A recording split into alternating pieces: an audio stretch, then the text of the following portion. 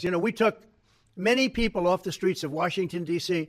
They're hardcore. They're not going to be good. In 10 years, in 20 years, in 2 years, they're going to be criminals. They were born to be criminals, and they're tough and mean, and they'll cut your throat, and they won't even think about it the next day. They won't even remember that they did it. And we're not going to have those people. We all we got. We all we need. Coming together at the local, We do not need occupiers. and state levels. When our administration first came on board and we said that we were going to take an all-of-the-above approach to public safety, that you were never going to militarize your way into safe streets. On Friday evening, Governor Wes Moore and Mayor Brandon Scott walked through the streets of Baltimore's Park Heights neighborhood, the same neighborhood Mayor Scott grew up in. None of us are celebrating and saying that we've solved gun violence.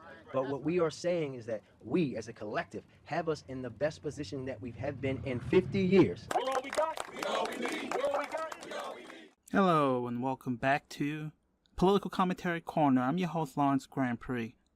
That, of course, is some audio from the recent back and forth between Mayor Brandon Scott, Governor Wes Moore, and the President of the United States, Donald Trump, about the proposed occupation of Baltimore by National Guard troops. Of course, now the National Guard is going to Memphis. And the discourse around sending him to Memphis was that Memphis has a higher crime rate than cities like Baltimore, and we don't need him in Baltimore because the crime rate is down so much.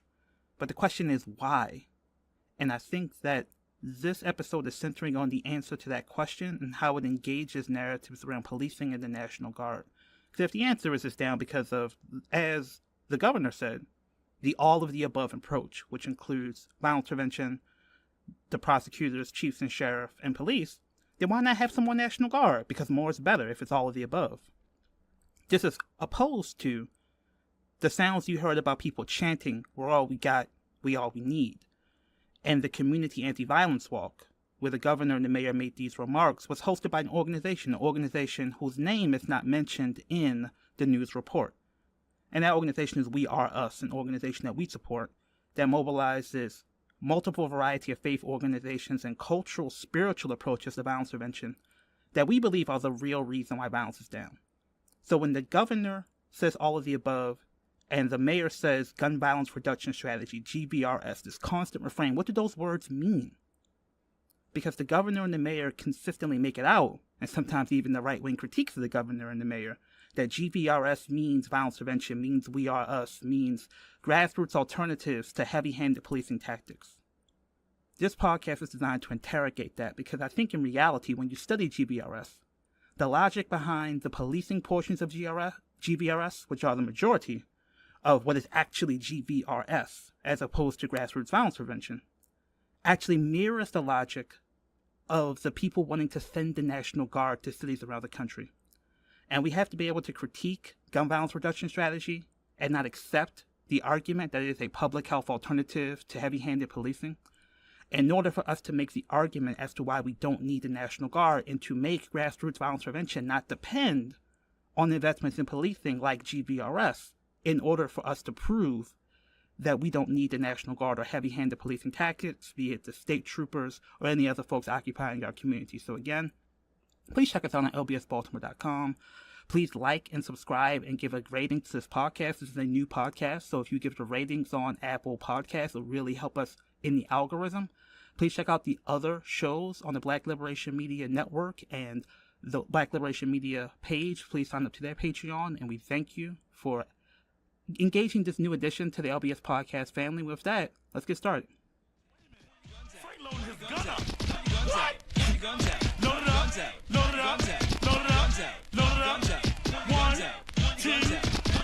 Two, three, drop it.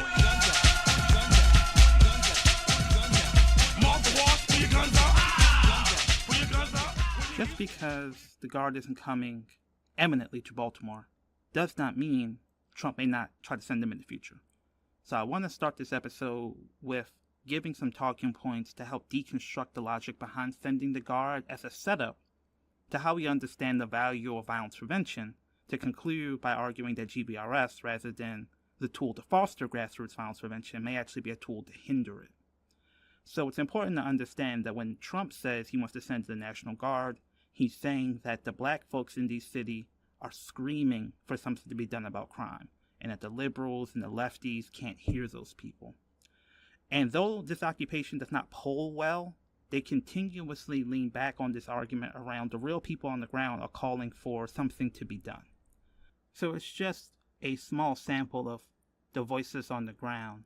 As some folks know, Don Lemon actually parachuted into Baltimore when it was perceived that the National Guard occupation was imminent, and did man and woman on the street interviews in Baltimore, actually on Pennsylvania Avenue. So I want to actually play a little bit of the audio from interviews Don Lemon did on Pennsylvania Avenue and use that to actually explain specifically why grassroots violence prevention is a tool to address the fear and concerns that lead people to support black grassroots working class people to support potentially a National Guard occupation to deal with crime. So let's actually listen to Don Lemon and let's unpack that, and we'll talk a little bit more about what specifically grassroots violence prevention is and why it's uniquely positioned to respond to the specific concerns of working class black people when it relates to crime. So here's Don Lemon. Wow. Thank you, sir. Yes, sir. You're more than welcome. Thank you very much. Sir, how you doing? Can I ask you something? The president said he wants to send armed people here, the National Guard. What you think? I don't care. You don't care? I don't care. At all? Doesn't matter, right? You think that Baltimore needs the help? Baltimore definitely needs some help. Look around. Look around. We definitely need help. City crazy. Yeah. How's the crime around here? I don't know. I just moved around here. I ain't from this area right here. Thank you. How y'all doing? Hey, how are you? Can I ask you a question? Yes, sir. What's going on? Good to see you. The president wants to send armed troops here, National Guard. What'd you say? No. He said no. What do you say? Armed troops. What is the primary purpose of him sending armed troops? Well, you know what he says about Baltimore, but I understand, but you know what? The process of dealing with armed troops, and you have peace officers right here already. You know what I mean? So what is that agenda going to do, whereas though that is going to cause any kind of less strife, division, and contention in the city of Baltimore? This is a prevalent disease of a crisis that's broad, far, and wide. I am a pre-recovery coach. I work in the field of substance abuse. You got to look at whereas though in the spirituality piece, am I my brother's keeper? Whereas though it has gotten out of hand now, you need all the city officials, all the dignitaries in Annapolis, even in the Oval Office, to come together with all the ammunition they can find to have different types of programs that will subsidize this disease of addiction. you don't think having more people on the street, armed protests, can help?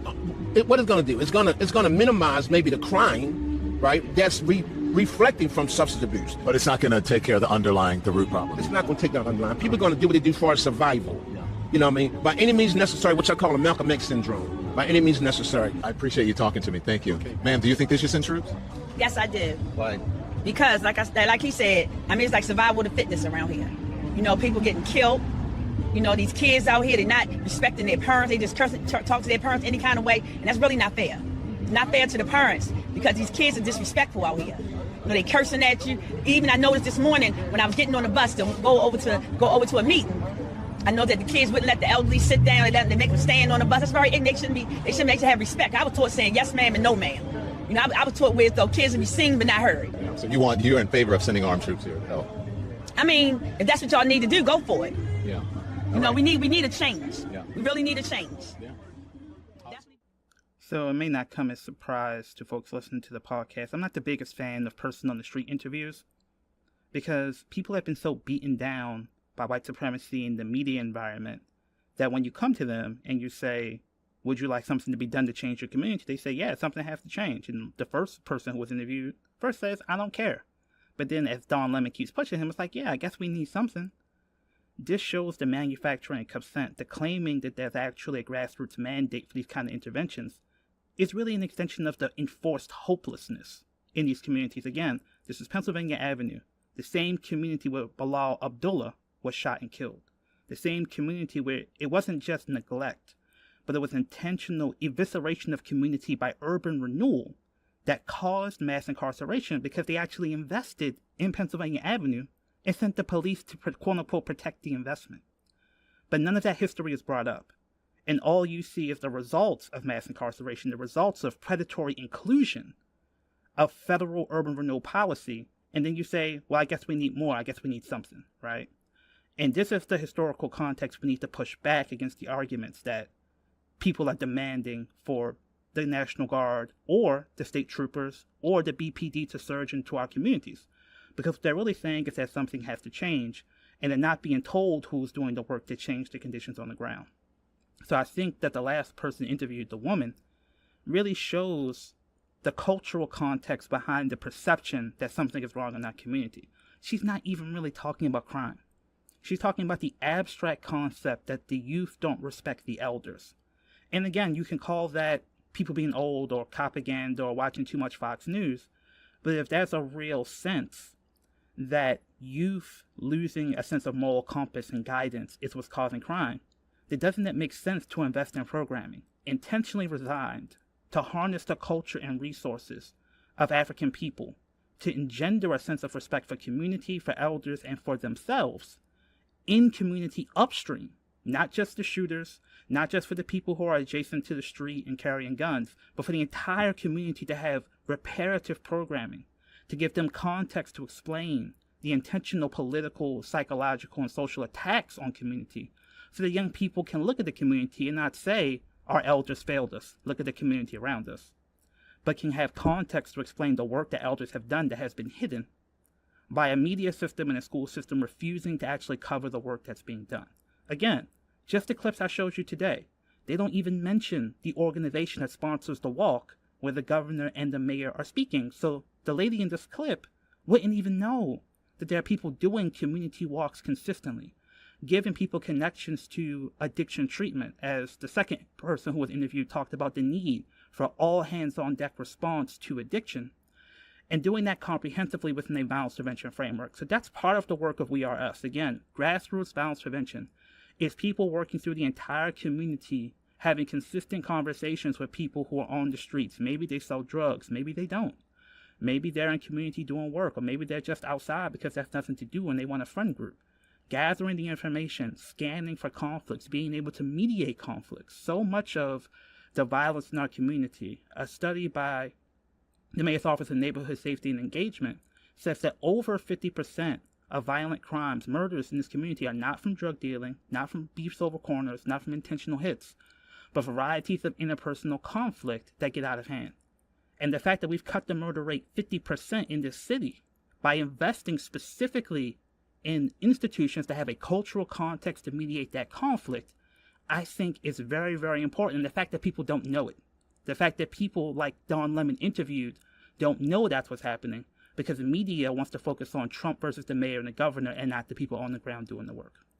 So we're going to focus a bit on the people on the ground doing the work. So we're going to play a clip from some of the individuals involved in the creation and the work of We Are Us. Again, We Are Us is one of many organizations doing the work in community to disrupt this conflict. And I just want you to hear some of the ways that they frame their response, because I think it is a good juxtaposition to arguments around why we need policing, National Guard, state troopers, and indeed some of the policing from GVRS, which again claims to be operating in the name of grassroots violence prevention. So here is some of the brothers from We Are Us talking about their work. Brother Andrew Muhammad, We Are Us Executive Director and Co-Founder. We started this organization in 2018, basically to stop the violence and the shootings and the killings in our city.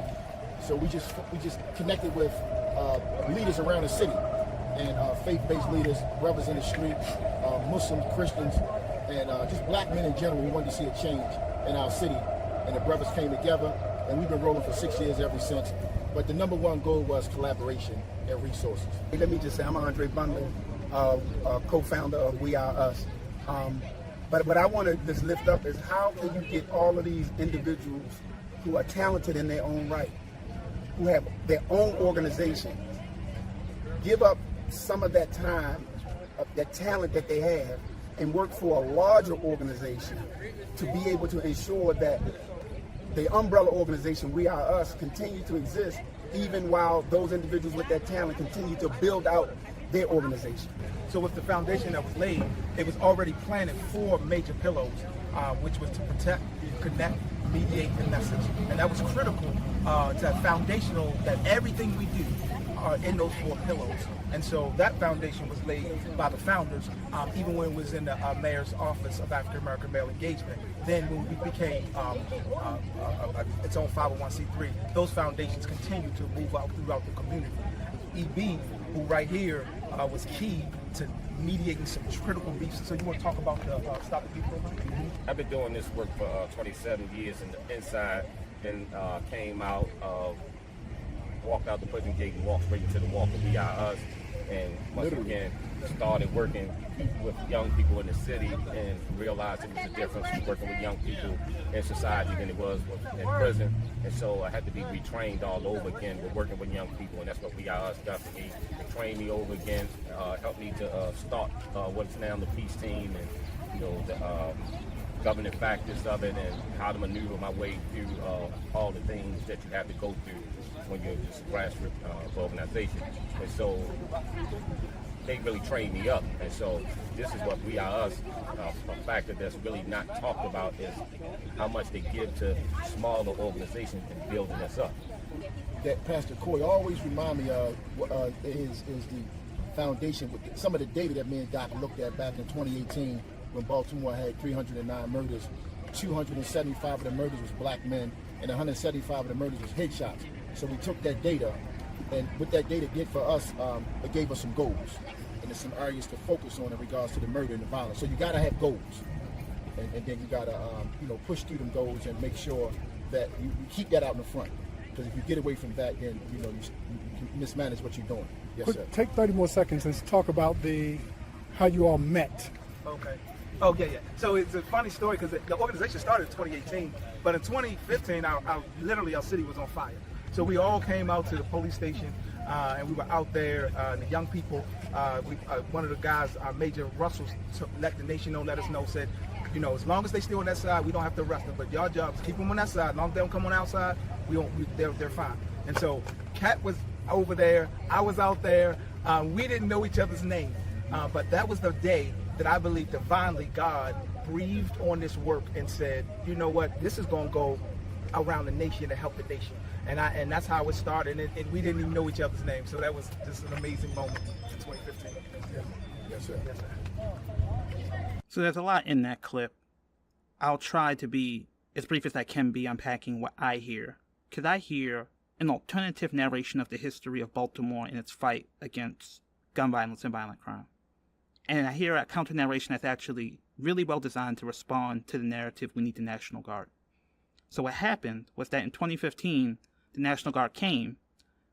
We know the police blocked off the station at Mondawmin, young people get home. That helped instigate the Baltimore uprising, the property destruction we saw. When you treat young people like animals and they see people being attacked and disrespected by police and authority figures, that causes them to lash out.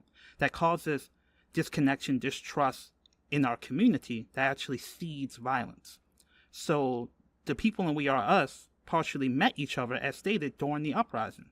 And that created connections between the Nation of Islam, black churches, people in academia, people in the city government, people in philanthropy, that created institutional capacity, as they said, building 501c3s, retraining people into how we do this work to disrupt violence. People behind the walls came home with credibility, but also got retrained. It's not magic. There's intentional institution building and training specifically to think about violence within the context of the internalized self-hatred that leads black people to kill other black people. Amos Wilson, professor at City University of New York, talked about violence in the black community, externalization of a suicidal impulse. So when Captain Andrew talks about the murders being black men and so many of them being headshots, that's his nod to what it takes to take someone who looks like you, a face that looks like yours, and to shoot that person in the head, intentionally killing them. Again, this isn't random street crime.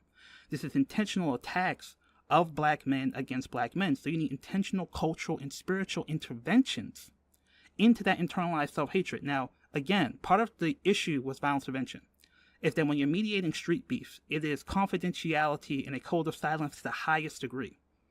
Because you're mediating conflicts with individuals who may be involved in illegal activity, and you're dealing with threats and people of the most highest sensitive nature. So they don't talk about the work that they do, or they talk about it only in abstractions.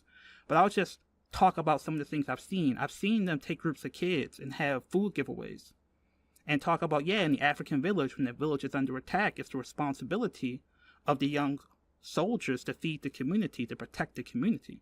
And that's not just giving food away, that's taking young people who may be socialized to see their community as individuals that they're supposed to prey upon, and put them in the position of provider for their community, and basically make a commitment to that community that I've fed you, I've taken care of you, so now it's harder for me to see myself as a predator upon the community. Specifically within the context of African-centered cultural, racial, historical analysis. And these are the sort of interventions that have been done consistently on the ground, building institutional capacity for these people to take money from local philanthropy and local government to be able to scale up to do the work, facing the headwinds of the fentanyl coming to Baltimore in 2018-17, facing the headwinds of the uprising 15-16, facing the headwinds of the pandemic, all of which increased violence in our community. When those winds started to shift, and when we started to get money from the federal government and local government to actually invest in these folks, we've seen a decline in violence that's never been matched by anything the National Guard has done. Again, the National Guard came in 2015, unleashing the worst violence our community has ever seen, because they occupied our community and taught our young warriors that they were under attack. We've tried focused deterrence. We've tried broken windows. We've tried hotspots. None of that has led to a 50% decline in shootings that we see today. And it is because we have specific programs designed to interrupt the sort of cultural, spiritual roots of the interpersonal conflict that is driving so much of the violence here today. So not only do we have a story about violence prevention working, we have a story that directly juxtaposes that to the idea that we need policing or National Guard to work to stop violence in our community. So now that we've analyzed We Are Us, I actually want to play a clip from another violence prevention professional in our community, Erica Bridgeford, and her work with Baltimore Ceasefire, now known as the Baltimore Peace Movement, to both explain some of the context of what they do and also introduce this concept of ceasefire, what it used to be called GVRS and what it's known as now, and maybe begin to see some of the potential tensions between some of the things that ceasefire, peace movement, We Are Us is doing, and these policing-centric interventions, which she calls ceasefire, and I argue has evolved into GVRS. So let's hear Erica Bridgeford on Breakfast Club talking about her work. This is also an interview done with the mayor, who we'll hear from next. This guy named Ogun who had this idea about calling a ceasefire because he just, he watching the news and he sees what's happening in Israel and occupied Palestine and keeps hearing the word ceasefire. So he wanted Baltimore to have that same kind of like introspection, but also eyes on it from the outside. So he had this idea that there would just be one day where everybody agreed in Baltimore, it's going to be a ceasefire. In 2017, the city had more murders than it had ever had in its history, which pissed me off because I had been out doing work all day long, the mediation center, I've been doing that work forever. And so I'm mad, like, how the fuck is this what's happening when we doing this much work? And they like pointing, the people who say they got connection to the gangs, why don't they tell niggas to stop shooting? Because if they say it, it's gonna happen. The next day when I woke up still that mad about it, I realized that I was they. I'm mad about what people not doing. And I hadn't followed through on this man's idea from 2 years ago. So I called him up and was like, what you say you wanted to do? Because God put on my heart, it shouldn't just be one day, it should be 3 days, and violence is a language, so if we taking violence, we got to replace it with something. Let's tell people, do stuff to celebrate life, because if nobody deserves to celebrate life, Baltimore does. At first, we were just calling it a life over death weekend, and to Brandon's point about the last program that was the GVRS, it had been called a ceasefire. And all the streets knew it to be was the police come and lock you up. So when we held this community meeting to ask, what do we name this life over death weekend? People were like, well, if you call it Baltimore ceasefire, people know what that means. And we put a sister component of the peace challenge, because this is not just about shooters. It's about who you being petty with in your own family, who you dragging on social media. Like, can you be peaceful for 3 days as a challenge to yourself? But we were worried that because it would be called ceasefire, it would get confused with the previous city program. In 2022, it occurred to me that the way creation actually works is whatever you focus on, your attention on with intense emotion, that's what you're going to manifest physically. So we're calling it ceasefire and we're paying so much attention to what we're against. We're not putting that energy on what we're for. Because when you redirect your focus to what you're for, you don't give a fuck about what you're against. You like, this is about what I'm for, what I'm standing on. So we asked Baltimore, what do you know already exists here? What are you for? What do you want for yourself? And from different places, the ideas came, it should be Baltimore Peace Movement. So again, so much going on there. What I hear is, again, a fundamentally spiritual vision of the work that is seeking to engage the entire community. So not just the people who are adjacent to violence, but the peace challenge. Can you not drag people on social media? Again, an evidence-based methodology, now that we know that over 50% of conflicts are driven by interpersonal conflicts. Again, not this archetype of the black drug dealer, people beefing for corners. A consistent focus on spiritual awakening and framing it as energy and intentionality and intensity from the community around the positive concept of peace. The idea of the ceasefire, again, interestingly coming from an international perspective of seeing Baltimore akin to occupied Palestine, something we'll come back to later. And lastly, I want to talk about the concept of ceasefire getting confused with a city government program called ceasefire. Again, this is now Baltimore Peace Movement, but it used to be Baltimore Ceasefire, which is distinct from the program she was talking about that they potentially were afraid of getting confused with. The Baltimore City has tried this ceasefire program multiple times. And here's what ceasefire is. Ceasefire comes from this idea of a focused deterrence model that is typically associated with cities like Boston, where the idea is you take people who are known to be adjacent to the street, you use your evidence to figure out who they are, the shooters are, you get them in a room and you say, hey, I know you're on the streets. If we catch you with an illegal gun or we catch you shooting someone, we're going to throw you under the jail. And we know who you are. So you ain't getting away with it. But here is a pastor. Here's a mother whose son was killed. Change your life. Take these services. Get off the street. Baltimore has tried this program multiple times, and every single time it has failed. And the argument was they didn't pump enough money into services, job creation, things like that. So now Baltimore is essentially trying the same program again and calling it the Gun Violence Reduction Strategy, or GVRS. So here's again Brandon Scott talking about GVRS within the context of it being a kinder, gentler alternative, not locking everybody up. Only the people we know are outside, and framing it basically as we're going to give you a fair shot, we're going to reach out to you as a brother, and generally framing it as an alternative to the sorts of racist, old school, lock everybody up policing that Baltimore becomes so notorious for in the past. So here's the mayor on that same Breakfast Club episode. It's about reimagining what public safety means, because for all of our life, they just said reducing crime is the sole responsibility of the police. But I want people to understand how that was never true, right? Mm-hmm. And you take Baltimore, a city that's roughly 600,000 people. At its height, our police department had 3,000 cops. 3,000 people can't keep 600,000 people safe, especially when they all don't work at the same time, mm-hmm. right? So we have to do the investments in changing that, and we can do that. The mayor sets the tone for how the city works. So I came in and said, no longer are we going to just say, hey, it's all the police's responsibility. Every part of city government has to be a part of this. We passed a law that we have to have a comprehensive approach that's led by a health commissioner, and then direct the funding to go to other places. So when you look at the fact that we're now funding our community violence intervention work at the highest level that we've ever had, people that used to be in the streets, whether it's Safe Streets or the Brothers that We Are Us and all these other folks who go out and intercede in violence, and we're investing in them and allow them to do that, deciding that we weren't going to just continue down this path of just like, oh, if they black and outside, we just going to lock them up for anything. Mm-hmm. No.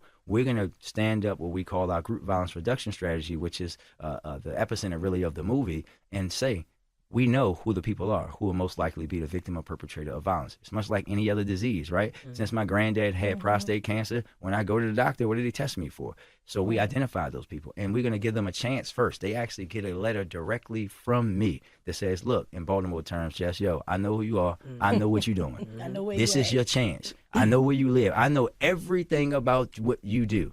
I'm telling you, this is your chance to change your life. If you need housing, if you need to finish school, if you need, mental health, whatever you need, we'll give it to you. But don't try to call my bluff, because if you call my bluff, then them boys coming, and mm-hmm. you won't be able to say no one tried to help me. Yeah. And it's working, and we decided that we were going to put historic amounts of money into our rec centers. When we were growing up, they were closing them left and right? Because the mayor decided that's the focus, right? And that's what we have to do in every city, is have people in those positions that will do what's, as I always say, the right thing, not the popular one, because there are a lot of things that I did that people were like, I can't believe you didn't do that. We have to do the notifications, because if not, it's no different than us just showing up. And we use what we call credible messengers to go and deliver that message and say, look, they want to give you a chance, and people change their life. And I think so. Who are you giving chances to? Is it shooters? It's everybody. Everybody. So you don't look at you like, look, you did this. You turn your life around and you go lock up. You're doing this stuff right now. We know that you're involved in activities that might end up having you lose your life or take someone else's life. This is your chance. Like, your group of people that you're with, chances are y'all ain't gonna be here or you're gonna be locked up. That's the reality. We gotta tell people the real deal.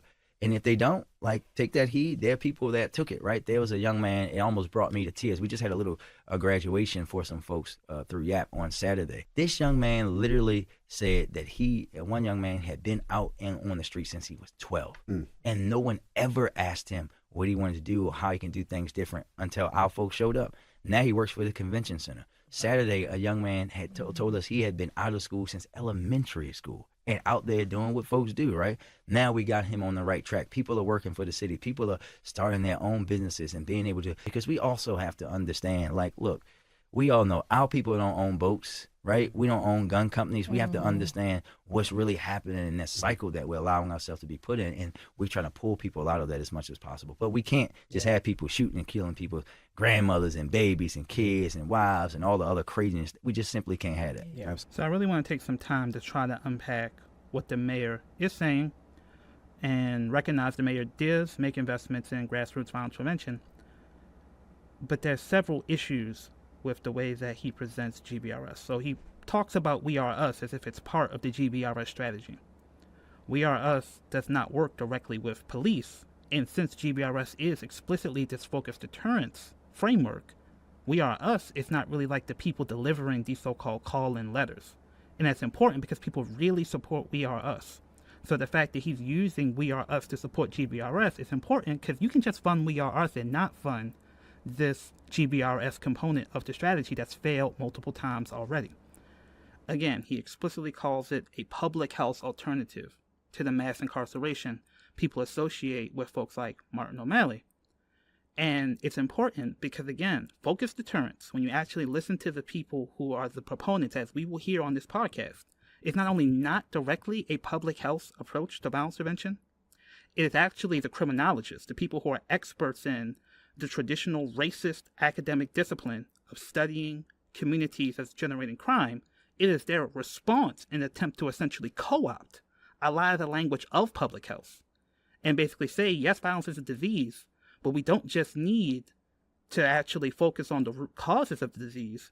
We actually need to staunch the bleeding with policing and to have a more targeted intervention. It's like saying, let's put chemo only on the cancer as opposed to taking pills and have chemo start the whole body. So chemo pills that pack the whole body is lock them up, broken windows, O'Malley policing. Chemo that focuses on the tumor is a GVRS. This focused deterrence, lock them up, call in, send you the letter type of thing. The problem is that though the public health frame is seen as kinder and gentler, violence is a disease, you're still essentially viewing the community as a cancer, as the tumor that needs policing, as the corrective. You're not viewing them as We Are Us does, as many of the best examples of violence prevention throughout the country, the spiritual, cultural practices of the Nation of Islam and the Black Church, or the Black Panthers. The concept of credible messengers comes from the anti-violence work done by veterans of the Black Panther Party in the 60s and 70s. The people that you call cancer are oftentimes, as we see with Bunchy Carter, as we see with Malcolm X, former street hustlers. The so-called cancer are often the cure. What you call a disease is oftentimes the medicine people need, and the best practices of public health, politically inflected, culturally inflected violence prevention, says let's not pathologize your righteous indignation. Let's not pathologize or treat as a disease your desire to go out on the streets and feed your family. Let's turn it into a righteous indignation at the system and people who are preventing you from taking care of your family and living a dignified life. So if you look at Newark, New Jersey, they have this thing like a ceasefire for the streets, don't kill your brother, mediate conflict, but also a ceasefire for the suites, i.e. the corporate suites. You will not gentrify the hood. You will hire returning citizens, and we will redirect some of the lateral aggression by Black people that's internalized against racism and white supremacy, that gets backlash against Black people out towards political engagement with the system of power and violence that's hurting you and your family in the first place. That is not what Baltimore's GVRS is doing. Despite everything Brandon is saying, all his rhetoric about caring for people, turning their life around, that is not what we're doing. We are not following the best practice of someone like Newark, who cut their murder rate 65% over the past decade and have kept the rate that low despite the pandemic increasing violence almost everywhere else. We're not following the best practice. We're not following the public health approach. We are following explicit criminological targeting of community, and explicitly a strategy that sees itself not in alignment necessarily with the radical social justice demands of the movements of 2020, the movements that Brandon wants to signal that he is in alignment with. But if you listen to the actual person who is being brought to Baltimore to help evaluate We Are Us themselves and help consult on the construction of our GVRS strategy, he sees what they're doing as a way to defend policing against the calls to defund the police. As Brandon said, we have a smaller police force than we have in the past, but the budget goes up and up and up. And once you get that investment going in, it's like you can never get it away. Because if crime goes up, they say, oh, the cops need more money. Crime is going up. Crime goes down. Oh, the police is working. So we can't defund the police. Why would you defund them? They're being successful. And it's not nightstick twirling racist big fat white guys that are sucking up the police budget. It is the people they are hiring to execute this so-called kinder, gentler GVRS strategy. These are college-educated young liberals, for the most part, who are working in getting the federal grants, doing the compliance, doing the technology, scanning social media. That's sucking up the police budget, because now the police get to claim, as Brandon is saying, they are a social service entity. You could just give the money to We Are Us directly. You could just give the money to Peace Movement directly.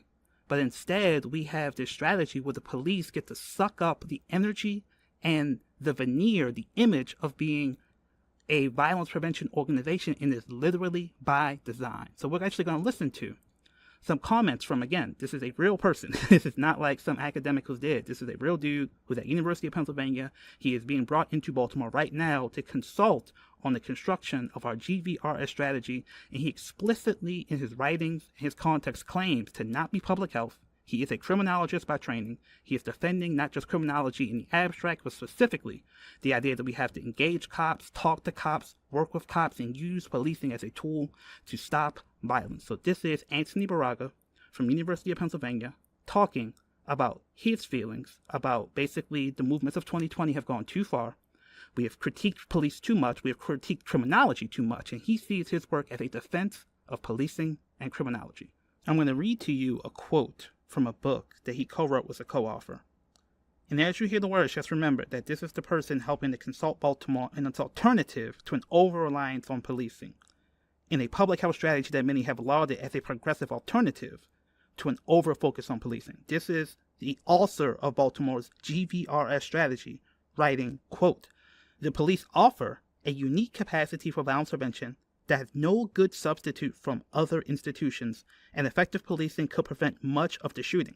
The police do not get much respect these days. Some doubt the police departments are even considered with protecting the communities of color that bear the vast disproportionate share of the burden. Widespread demonstrations throughout the summer of 2020 demanded not that the police be reformed, but rather that they be quote-unquote defunded. This bitter attack asserted that gun violence was a public health problem, quote-unquote, and could best be addressed through the methods and perspectives of their field being public health. They, with notable exceptions, have ignored or minimized the role of the criminal justice system," end quote. I understand this stuff can feel a little abstract, but you gotta understand, from my perspective, it's driving me crazy. You have the guy who was instructed on guiding Baltimore's quote-unquote public health alternative to a defense of policing, writing in his book about how we should respect the police, and that defund the police is a bitter attack from people who wrongly believe violence is a public health strategy, and we should focus more on how the police have an indispensable role in violence prevention. Despite the fact that we're quote-unquote down almost 400, 500, 600 cops, and we just cut violence in half over the past couple of years. Braga is not only a criminologist. Of criminologists, he's not even a critical criminologist. Folks who talk about racism and how crime is a social construct, he's not a critical criminologist. He hangs out with explicitly right-wing criminologists. Here's a clip for him talking on the podcast from the Manhattan Institute, a notorious right-wing think tank, with other criminologists basically saying criminology has gone too woke, it's gone too focused on culture and diversity, equity, and inclusion, and we have to recenter it on the hard facts about how great police are. Here's a quote from Anthony Braga on the panel with other criminologists. So I think to myself, okay, a best practice, comprehensive approach, here's an interesting program that cities could really learn from, and no one's going to get a chance to learn from it because they don't want to fund something that supports the police. As I said, I can go on and on. A major private foundation strangely changed their application requirements. There was a whole new section on the identity of your team members. To which I thought, what does this really have anything to do with, pulling off the research project at hand? I mean, luckily, it didn't hinder us from getting the money. They exhibit brutality, savagery, and discrimination that are rarely reproduced by officers in economically powerful or predominantly white communities. Now, you could argue about this point. There's evidence one way or the other, but it's certainly not something you can just say as if it's all true, right? I'm proposing something that is about basic science about whether crime concentrates in city. And what I get back is a kind of ideological whatever about how bad the police are on one level, how they're always brutal and savage, etc. And some nuance to this. There are police that are brutal and savage, etc. But the point is, that's what I get back. And beyond that, I get a criticism of me for having done that work, because I must know how bad the police are, right? And this article was published in a way that started with that as an assumption, like Israel is a genocidal country, etc. Right? And then it goes on to use the same scope to understand policing. Right? And talks about the protests, for example, without any mention of the anti-Semitic and violence and things of this sort. Anthony wrote the President of the Society, and the president said, well, we wanted to recognize more conflict criminologists. These are conflict criminologists. Anthony, I think, rightly raised the issue, would you have let this go through if it had potentially offended another minority group? I mean, Jews are a minority group. One of the things we decided not to do is respond to the article. The article is so stupid, to be frank, which I'm happy to be recorded about. The article is so nonsensical, so idiotic, that we didn't want to give it credence by arguing against its arguments. I know there's a lot in that clip, but the point of it is that when this guy is not around people like the mayor of Baltimore, this is not the person the people of Baltimore are being sold should be the architect of a strategy that's supposedly race conscious of the impacts of mass incarceration. This is not that person. This is a person who clearly has aligned himself with the right-wing criminological response to 2020. So remember, this is the type of person who was being brought into places like Baltimore to evaluate programs like We Are Us, to evaluate what those programs should do as like a technical assistance person giving recommendations on how to approach it. When you read other stuff he writes that grassroots violence prevention programs should not be allowed to work without coordinating with police. Because if they are allowed to work without coordinating police, they quote-unquote reinforce gang cohesion. I looked up the citation of that article. It's from a guy named Klein who's writing in the 60s about gang cohesion in Latino gangs in LA in the 60s. And when you read more of what Klein writes, who Braga is citing, he explicitly says some people say that like the Black Panthers and the Black Power movement had basically sucked up the energy from the gangs and redirected it. I don't believe that. He just asserts it. No evidence, no study, no context, no nothing. This is the exact sloppy science that the criminologists are accusing the critical criminologist of. And as opposed to empirically validating their arguments, they completely dismiss it. So when we bring up arguments like the GVRS, they're allowed to go into hospitals, the cops to talk to, i.e. interrogate people when they've just been shot and just been stabbed, and we hear word from people doing violence prevention in hospitals, these GVRS cops make our job harder because they make the violence prevention experts look like cops because we have to come after them and we can't stop them. They have the right to come in and interrogate people whenever they want. So this whole argument that the police thing makes the violence prevention better and that they have to work together is empirically disproven. You have cities like New Orleans, which tried focused deterrence largely without the violence prevention component, had a drop in crime. When the pandemic hit, it came back bigger and badder and worse than ever. All of the violence declines in New Orleans from focused deterrence were eliminated during the pandemic. And they've only recently declined with the national decline in violence, unlike a city like Newark, New Jersey, which maintained its violence declines because of its multifaceted approach where they focus on grassroots violence prevention. So these people talking about, oh, the woke folks, they have no empirics, they don't care about science. Accusations are confessions. These people, with their ideological commitment to policing, and shockingly enough, their ideological commitment to Zionism, didn't see that coming, are proving that they're not actually caring about the science. And they especially don't have the cultural context to be able to interpret what someone like Baltimore Peace Movement or We Are Us is doing. So why are cities like Baltimore bringing them in to evaluate their violence prevention ecosystems? Because what are they going to say? We Are Us should work more with police. Just putting on my Miss Cleo the Psychic hat, my guess is, to the extent like folks Braga come in and evaluate our ecosystem, those are the type of recommendations they're going to bring. which puts more money in policing, which is their ideologically stated commitment to kneecap to defund the police movement. The idea that talking about racial bias in policing, that there's no evidence to assert it, that it's a bidirectional question that can go either way, is just intellectually not serious. But just some examples of that. We know that police deploy their resources disproportionately in black communities. So to the extent that you're using quote-unquote objective data, you're going to get data that reflects police putting more arrests in black communities, which these geniuses therefore assert there's objectively more crime in black communities. Therefore, that's why cops send more police to black communities.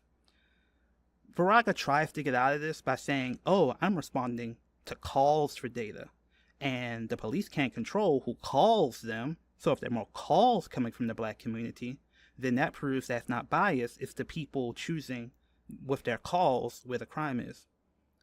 This shows a level of ignorance to the structure of white supremacy that I think is very telling of people that are trying to perform a level of objectivity but don't really have context for the data they're talking about. We all know that people in suburbs, white people, have a variety of other options that they choose to go to before they call the police. Just think about the school-to-prison pipeline. If you're using the call data from suburban schools, it will quote-unquote objectively show there is less crime in suburban schools and more crime in urban schools. But we know that when you're in these schools, Montgomery County, Walt Whitman High School, people are smoking weed, selling weed, statistically proven. White people use and sell drugs at the same rate as black people. In black neighborhoods, that's associated with the racial caricatures and stereotypes of the black drug dealer and criminal, which institutes a policing response. In white neighborhoods, they have a variety of options. Counseling. They can send you off to the reparative boot camp, moving you to another school. They have a myriad of non-police options that they use, which means they never have to even call the police, so it never gets into that data set. Finally, the idea that there is no similarity between Zionism and policing in places like Baltimore is silly. We've talked over and over again that the former head of AIPAC, Howard Freeman, is on the board of Sinclair Media. Sinclair Media, which recently deplatformed Jimmy Kimmel for daring to make a very tepid joke about Charlie Kirk because they're ideologically aligned with the right wing and Trumpism. Sinclair Media, which is producing propaganda about crime in cities that other people have talked about, not from Baltimore, have said they treat kids in Baltimore a lot like how they talk about kids in Palestine. The images of kids throwing rocks in Baltimore look so much like the kids throwing rocks in Palestine. They mirror the same logic. All they understand is force. They must be deterred. They must be incarcerated. We are incarcerating them from their own good. Their communities have been bombed out and depleted. They need the structure of incarceration to discipline them and turn them into productive citizens. The same logic of preventative incarceration in Israel. It's the same logic of incarcerating and charging youth as adults in America, and we know that the Baltimore Police Department trains with Israeli defense forces. So the idea that there's no connection between Zionism, that they don't even have to respond to the argument. This is a beautiful intellectual technique because the reality is the connection is so clear, you actually don't have a good response to the argument. So you get to not actually go do debate by claiming there's nothing worth debating and turn to an ideologically aligned audience at the Manhattan Institute. The Manhattan Institute is well known for not just supporting stop and frisk, but supporting overt IQ race science. Charles Murray, the bell curve. These are the people who Braga is hanging out with. You can hear the clanking of dishes in the background. This is like a rubber chicken dinner situation. And the guy who was implementing our so-called social justice alternative to mass incarceration is hanging out with these people? It's so bad, and his choices of political alliances are so poor that when the occupation of D.C. happened, the exact same podcast Braga is on, 100 Blocks, the Manhattan Institute, came out not only in defense of the occupation, but explicitly said we should do the occupation in D.C. because D.C. is too focused on operating strategies to solve crime that look too much like GVRS, and explicitly say it's because places like DC have focused too much on social service-oriented strategies to policing. Those have failed, which means we need National Guard occupation. Take a listen. And so I think DC is an interesting national test case of a strategy that we've seen used in other places to be able to say, like, no, actually, there is no legal obligation to tolerate disorder, crime, visible homelessness, public drug use, etc. in these jurisdictions. And in fact, there's an affirmative obligation on the part of superior levels of government to solve those problems. And it's good that they're trying to. Yeah, in other words, if DC can't keep its own streets safe, the federal government has every right and really every obligation to do it for them. Right.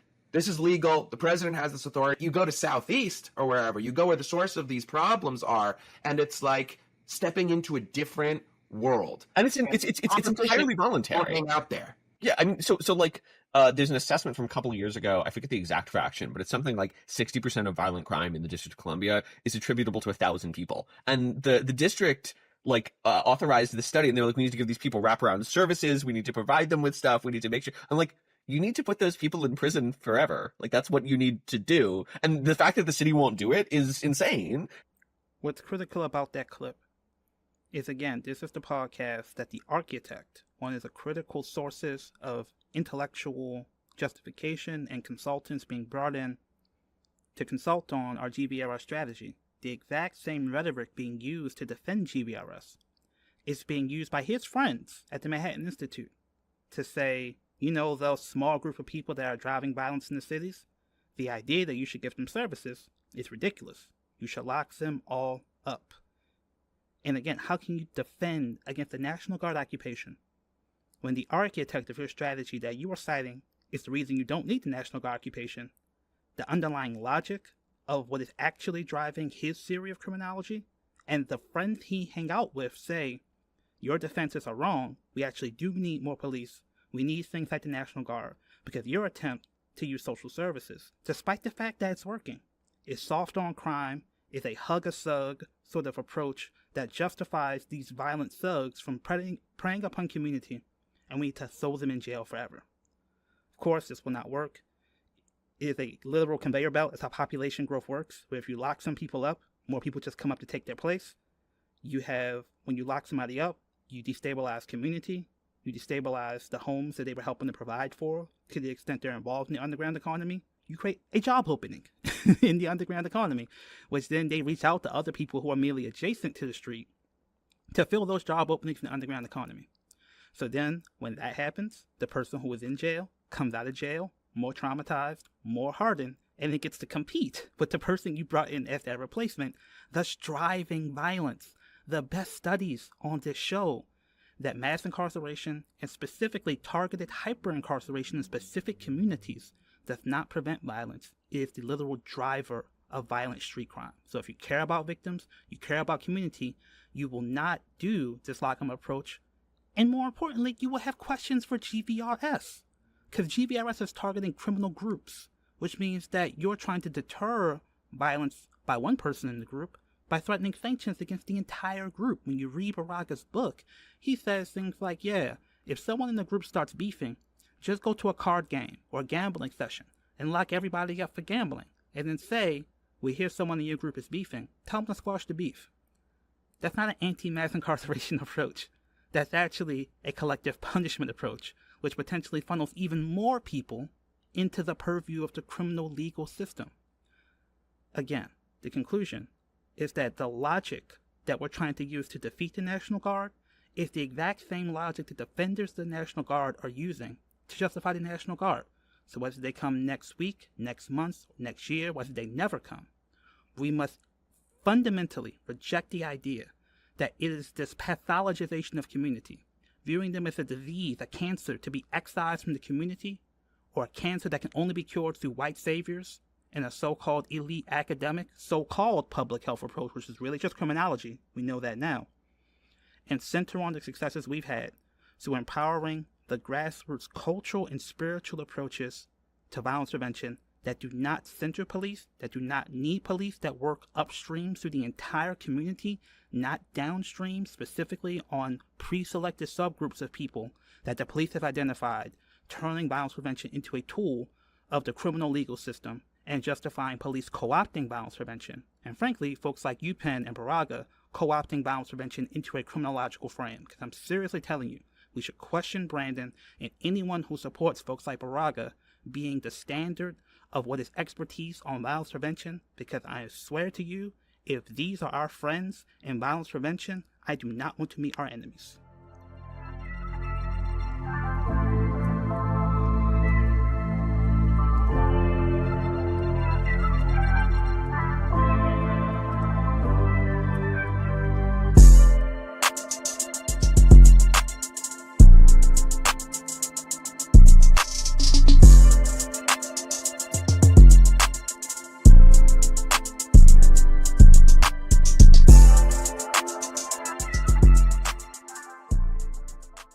That's all for this episode of the Political Commentary Corner. Again, I'm your host, Lawrence Grandpre, here from Leaders of the Beautiful Struggle. Please like, subscribe, and rate the podcast if you're able to. This is our newest addition to our podcast family.